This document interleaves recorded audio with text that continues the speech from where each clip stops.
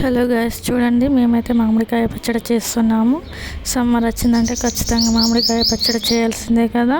ప్రతి ఇంట్లో మామిడికాయ పచ్చడి ఉంటుంది. మామిడికాయ పచ్చడి కూరలు లేనప్పుడు కూడా మనం వేసుకోవడానికి చాలా ఇష్టపడతాము. వేడి వేడి అన్నంలో నెయ్యి వేసుకొని తింటే ఎంతో బాగుంటుంది కదా. సో నేనైతే ఇప్పుడు మామిడికాయ పచ్చడి ఎలా చేస్తున్నానో చూడండి.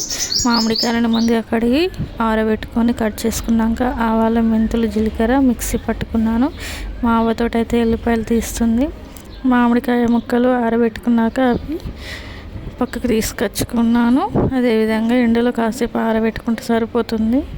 ఈ విధంగా ఆరబెట్టుకున్నాక తీసుకొచ్చి కారం, ఉప్పు, ఎల్లిపాయ పొడి, ఎల్లిపాయ దంచుకున్నది, అదేవిధంగా అన్నీ కలుపుకున్నాను.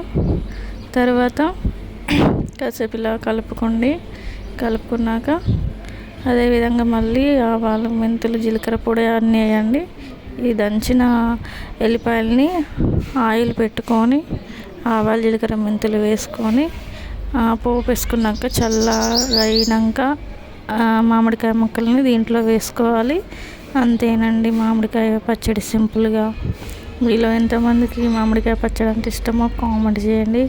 అదేవిధంగా ఇది కొన్ని రోజుల తర్వాత మంచిగా ఊరాక చాలా